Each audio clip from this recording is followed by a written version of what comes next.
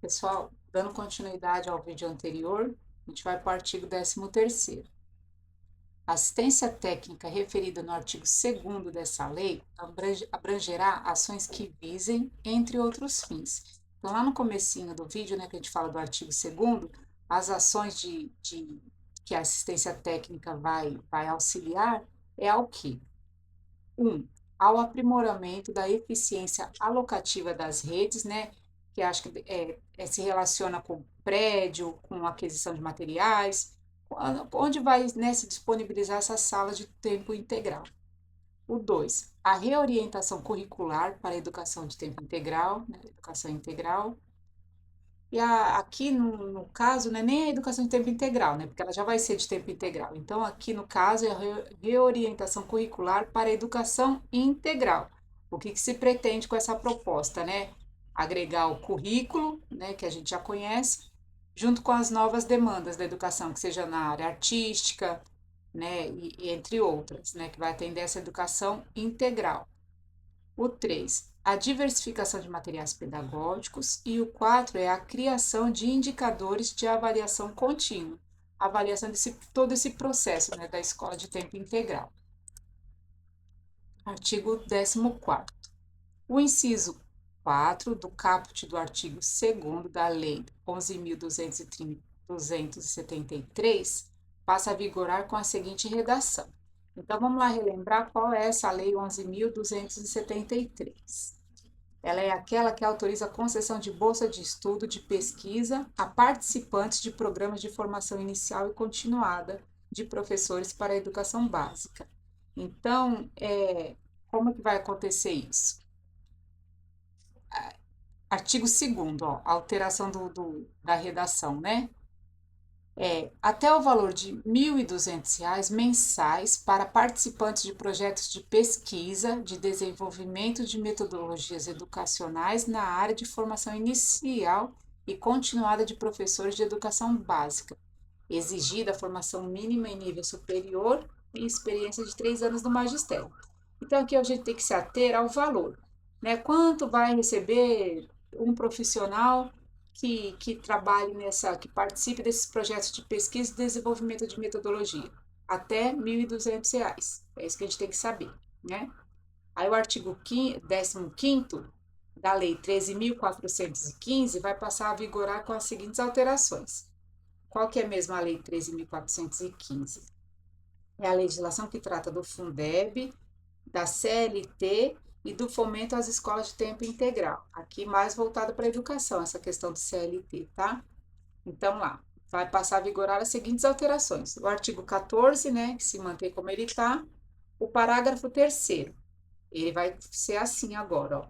Os recursos transferidos no termo do caput desse artigo poderão ser aplicados nas despesas de manutenção e desenvolvimentos previstas no artigo 70 da Lei 939496. Então, a gente vai ter que, para saber o que é, pega lá o artigo 70 da Lei 939496, para saber como que vai ser a transferência desses recursos. Mas o importante é a gente saber aqui nessa legislação que as coisas mudaram. Aí no parágrafo 4 está vetado, parágrafo 5º vetado.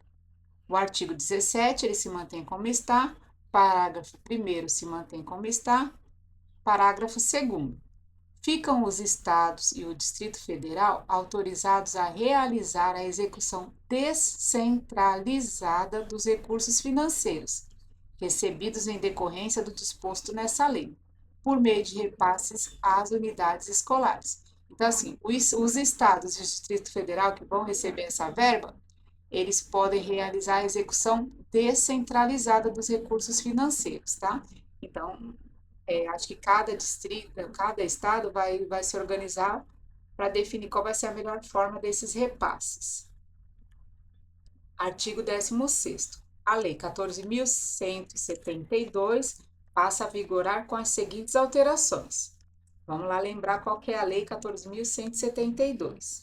É aquela que dá garantia de acesso à internet com fins educacionais a alunos e professores da educação básica. Então, o que vai alterar nessa legislação? No artigo 1º, Essa lei dispõe sobre a assistência da União aos estados e ao Distrito Federal para garantia de acesso à internet com fins educacionais aos estabelecimentos de ensino, aos alunos e aos professores da educação básica pública. É educação pública, tá, gente? Sempre aqui a gente falando que não é que as escolas particulares não tenham que atender o que está nesse dispositivo, mas no geral a gente trata mais de recursos para escolas públicas, né? Aí entra as confessionais e tudo mais que a gente pode discutir num outro momento. Mas aqui é importante a gente se ater ao que está falando essa legislação para saber o que pode cair na nossa prova. Então, alterou o artigo 1º dessa legislação que fala do acesso, da garantia de acesso à internet. Então, a assistência da União haverá aos estados e ao Distrito Federal para garantir o acesso à internet com fins educacionais. A gente só espera que isso aconteça na prática, né? Mas na lei está escrito aqui. O artigo 2º também muda, ó. A União entregará aos estados e ao Distrito Federal o valor de 3.501.597.083,20 para aplicação pelos poderes executivos estaduais e do Distrito Federal em ações para a garantia do acesso à internet com fins educacionais, aos estabelecimentos de ensino, aos alunos e aos professores da rede pública de ensino dos estados, do Distrito Federal e dos municípios, em virtude da calamidade pública decorrente da Covid. Então, essas mudanças provavelmente, né, provavelmente não, ocorreram também por conta do quê? Quando aconteceu a pandemia, todo mundo em casa, e as crianças precisavam ter acesso à informação e à escola de alguma forma. E aí pegou todo mundo desprevenido. Agora eles já estão o quê? Pensando, caso aconteça alguma outra coisa, ou mesmo para garantir na escola que os professores e os alunos tenham acesso à internet de qualidade. Então, esse valor aí é o que está sendo disponibilizado para os estados e o Distrito Federal para garantir o acesso à internet. Isso também não vai cair, esse número enorme na prova, né? Mas é para a gente saber que, pelo menos na lei, esses valores estão aí, né, para ser distribuído para os estados, depois os municípios e as escolas, né, finalmente. Parágrafo 1º.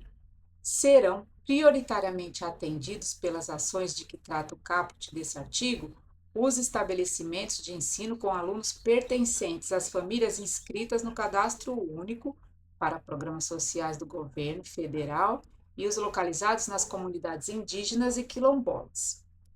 Está aí na lei, né, gente? Parágrafo 3º. Os recursos a que se refere o caput desse artigo, transferidos pela União aos Estados e ao Distrito Federal, que não forem aplicados até 31 de dezembro de 2026, após atendidas as finalidades previstas no artigo 3º dessa lei, ou que forem aplicados em desconformidade com o disposto nesta lei, serão restituídos na forma de regulamento aos cofres da União, até o dia 31 de março de 2027.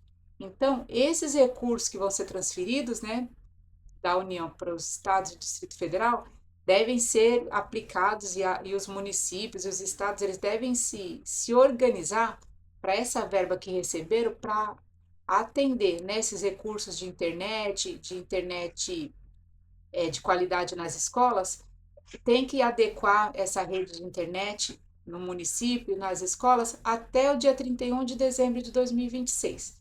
Se as escolas e os municípios e as escolas não se adequarem, né, não fazerem funcionar realmente essa internet de qualidade nas escolas, vão ter que devolver esses valores.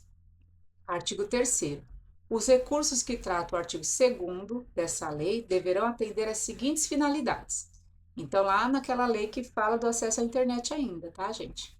O 2. Aquisição de dispositivos eletrônicos e terminais portáteis que possibilitem o acesso à internet de dados móveis ou à rede sem fio para uso pelos beneficiários dessa lei, nos estabelecimentos públicos de ensino ou fora deles. Então, assim, o que seriam os terminais portáteis? Acho que os tablets, notebook, Chromebook, né, que as escolas têm disponíveis para articular, né, com o que o professor também vai trabalhar e que atenda dentro da escola ou fora da escola, os educandos, né? Então, esses valores que a gente viu lá anteriormente, que vão ser divididos, né, pelos estados e o Distrito Federal, devem proporcionar esses equipamentos. Aí o 2, ó, a contratação de serviços de acesso à internet em banda larga, por prestadoras autorizadas e de conexão de espaço nos estabelecimentos públicos de ensino a uma rede sem fio. Então, as escolas têm que ir lá, né, providenciar a internet de banda larga de qualidade por prestadores autorizados com rede sem fio que funcione, né, definitivamente, de fato. O 4, aquisição de equipamentos necessários para a conexão de ambientes de estabelecimentos públicos de ensino à rede sem fio. Parágrafo 4. Os estados poderão atuar em regime de colaboração com seus municípios, com prestação de apoio técnico e financeiro para o atendimento dos beneficiários previstos no artigo 2º dessa lei. Então, lá, os estados e municípios, eles vão pensar qual é a forma que eles vão colaborar, né, de forma técnica e financeira para atender os beneficiários previstos no artigo 2º dessa lei. Qual seria a lei? Essa, né, que a gente está lendo agora, e também a garantia de acesso à internet pelos alunos e professores da educação básica.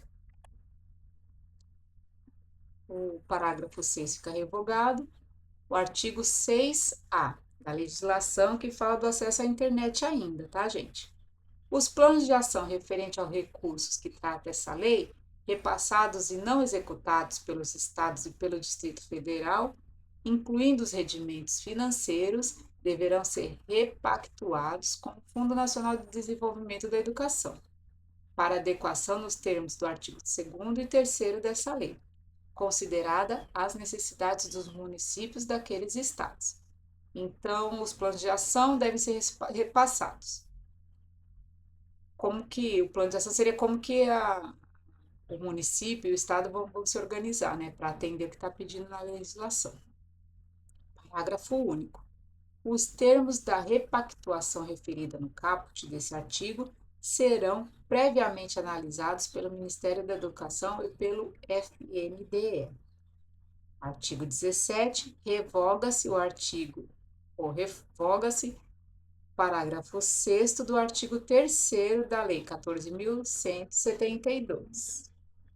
Então, né, dessa mesma lei de acesso à internet, o parágrafo 6º